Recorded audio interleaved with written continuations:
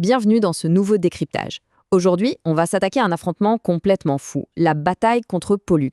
Le but ici, ce n'est pas juste de lister les points qui volent et les armures qui explosent. Non, on va vraiment décortiquer les véritables enjeux de ce face-à-face, que ce soit à l'échelle de l'univers tout entier ou au niveau le plus intime de nos personnages. Alors, on plonge direct dans le vif du sujet avec la grande question qui pose les bases de ce combat. Comment est-ce qu'on peut espérer vaincre un adversaire que la mort refuse purement et simplement de prendre ? On a du mal à concevoir l'angoisse de devoir affronter un être qui ressuscite, l'air de rien, après chaque défaite. Le ton est donné d'entrée de jeu et l'ambiance s'annonce absolument terrifiante. Ce qui nous amène à notre première partie, le défi de l'immortel. On est balancé sans le moindre ménagement au cœur de l'action, face à un obstacle qui semble insurmontable. Bon, point hyper important ici, Kanon a réussi à survivre de justesse et c'est littéralement grâce à la protection de son Arcscale. Et fort de cette grosse frayeur, il lâche un conseil tactique en or aux autres généraux. Face à un truc aussi impossible, y aller avec la force brute, ça ne rime plus à rien. Il faut absolument observer, analyser et scruter chaque micro-mouvement de Pollux pour espérer dénicher une faille. En gros, on change de paradigme, on passe de la puissance pure à la vraie stratégie. Et ça nous propulse vers la deuxième partie, l'échec du zéro absolu. C'est là qu'Isaac entre en scène. Il se porte volontaire avec un courage dingue pour un face-à-face qui risque de faire des étincelles. Lors des tout premiers échanges, on a vraiment l'impression qu'Isaac maîtrise la situation. Il envoie un déluge de frappes de boxe d'une précision chirurgicale et ça donne presque le sentiment que l'atmosphère elle-même gèle, figeant les mouvements de Pollux. Sans lui laisser une seconde pour respirer, il enchaîne direct avec sa redoutable attaque du colodnisme Wretch qui vient clouer l'immortel contre l'un des immenses piliers du temple. Pendant un instant, on se dit que l'exécution est parfaite. Mais là, c'est l'arrogance à l'état pur. Loin de paniquer ou d'être blessé, Pollux éclate de rire.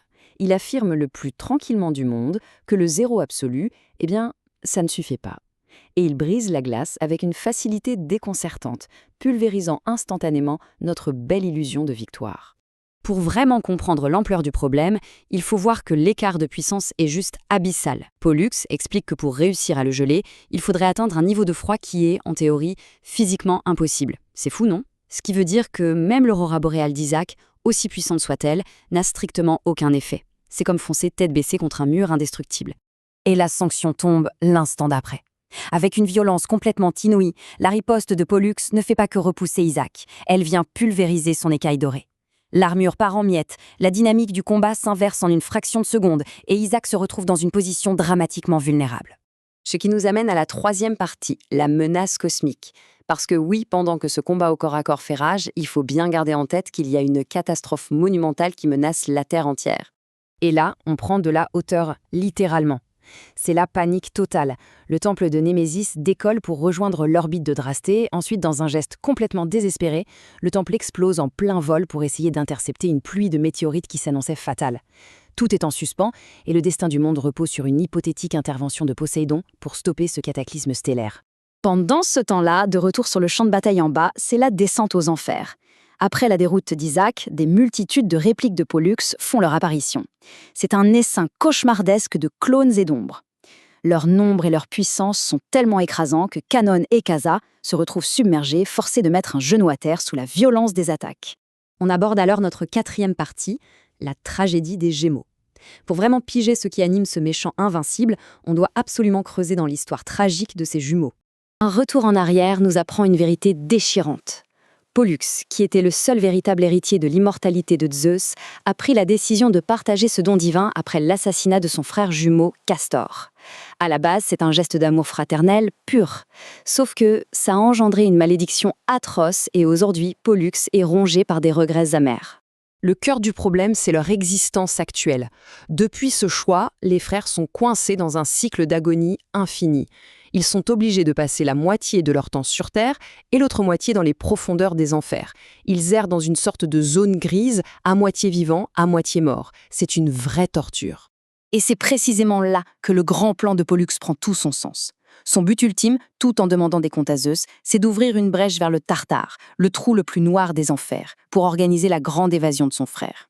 Le plus effrayant, c'est qu'il semble capable de réussir ce coup de maître tout seul, en contournant totalement le pouvoir de Némésis. On est sur un complot à une échelle proprement divine. Ce qui nous amène à notre cinquième et dernière partie, l'ultime sacrifice. De retour dans le présent, Le poids de ce drame va directement alimenter l'intensité folle de la fin de ce combat. Là, le rythme devient complètement frénétique. Face à une attaque de Pollux qui promet d'être fatale, la bravoure à l'état brut prend le relais.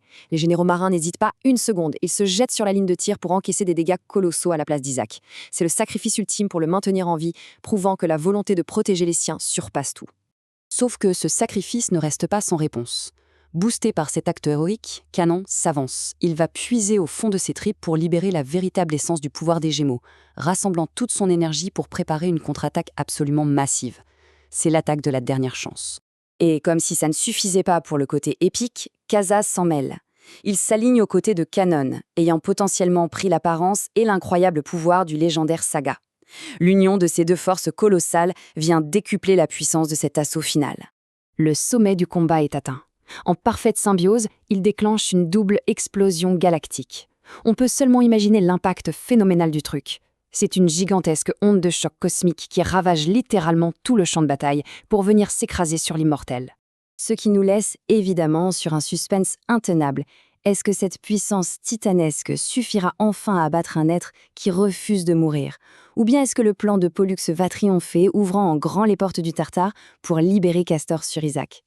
Une chose est sûre, les fondations de cet univers sont en train de trembler et la suite promet d'être tout simplement monumentale. On se retrouve très vite pour décortiquer la suite de ces événements fascinants